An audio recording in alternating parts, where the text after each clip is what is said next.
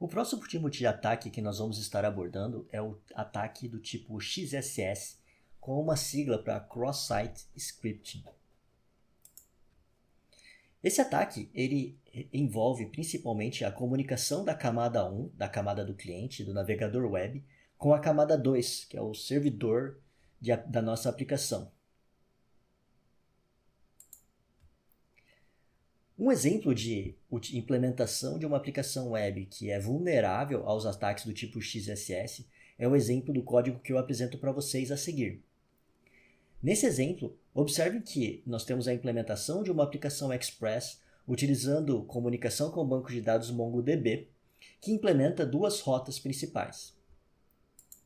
A primeira rota é uma rota que recebe requisições HTTP do tipo GET, que recupera todos os comentários armazenados dentro do nosso banco. E a segunda rota é uma rota de POST, que recebe uma requisição do tipo POST e insere um comentário novo dentro da nossa aplicação. É importante destacar que nesse exemplo nós estamos utilizando uma aplicação Express com comunicação com o banco de dados MongoDB. No entanto, o banco que nós estamos utilizando nesse cenário de exemplo de utilização do XSS não importa muito. Foi apenas uma implementação que eu selecionei para esse exemplo. Mas essa aplicação ela seria vulnerável ao ataque do tipo XSS, independentemente do tipo de banco que nós estamos utilizando. Para entender como funciona o XSS, vamos inicialmente representar o funcionamento inicial dessa aplicação. Considerem que nós temos um envio de um parâmetro para uma requisição do tipo POST com o objetivo de inserir um novo comentário dentro da nossa aplicação.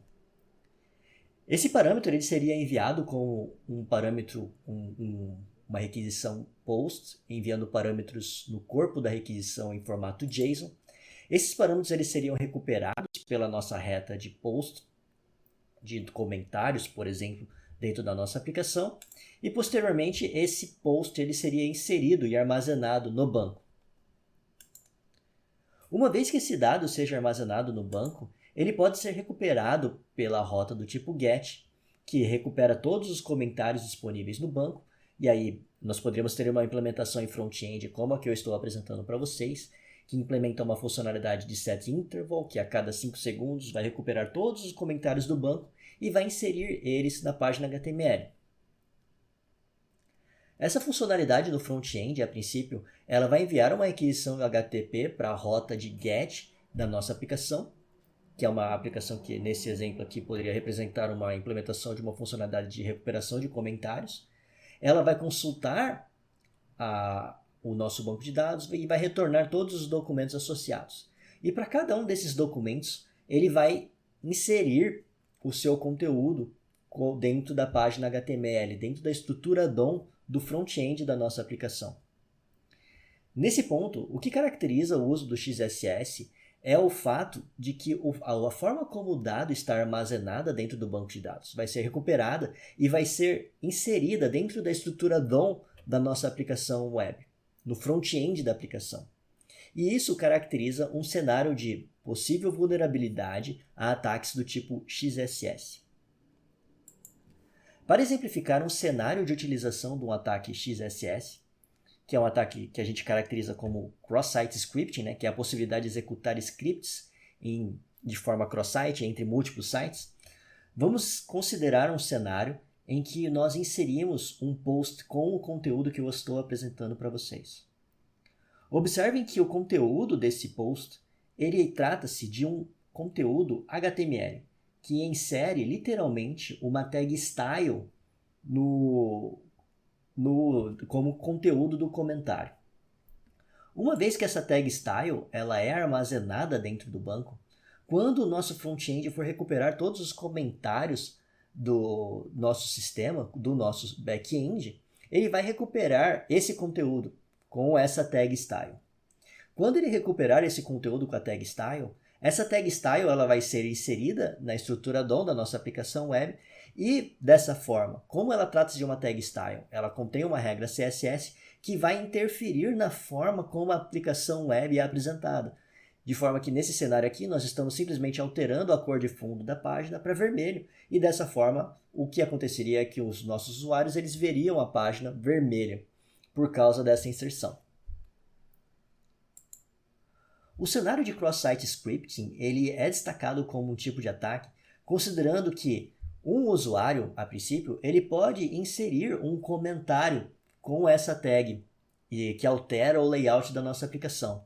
E uma vez que ele insere esse comentário no banco de dados da nossa aplicação, todos os outros usuários que estejam utilizando a aplicação vão ver essa alteração que ele inseriu, considerando que trata-se de uma funcionalidade de comentários, que ela é aberta, que ela é pública, que ela é disponível a múltiplos usuários. E dessa forma, nós temos um cenário em que um usuário da nossa aplicação pode potencialmente alterar a funcionalidade das aplicações web, nesse exemplo aqui alterando simplesmente o layout.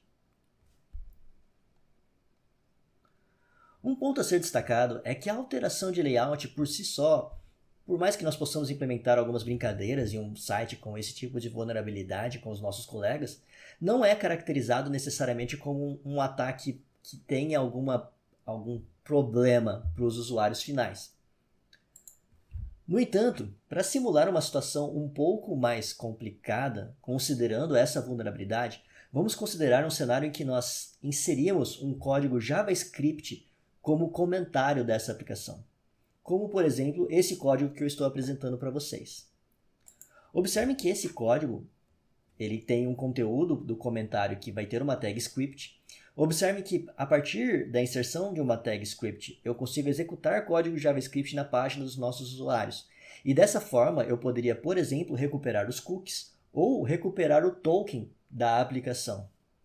E posteriormente eu poderia enviar essas informações para um outro servidor utilizando o padrão CORS, realizando a requisição para fora do servidor, enviando o cookie e o token para outros lugares. Nesse cenário de ataque do tipo cross-site scripting, um usuário poderia inserir um comentário com esse código JavaScript como apresentado a seguir. E por sua vez, outros usuários que estejam utilizando a aplicação, dado que trata-se de uma funcionalidade pública, todos eles veriam um comentário com esse código. E potencialmente esse código estaria sendo executado no navegador web de cada um desses usuários.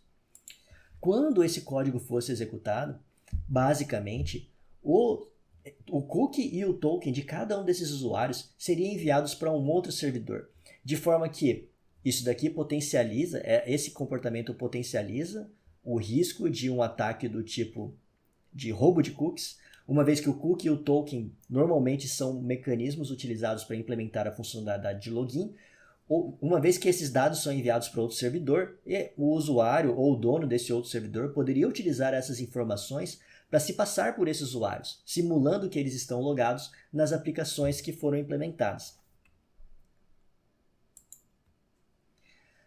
O mecanismo mais simples de amenizar os riscos associados ao ataque do tipo cross-site script envolve também implementações relacionadas ao uso de sanitizers, como as implementações que nós vimos anteriormente para evitar ataques do tipo inject.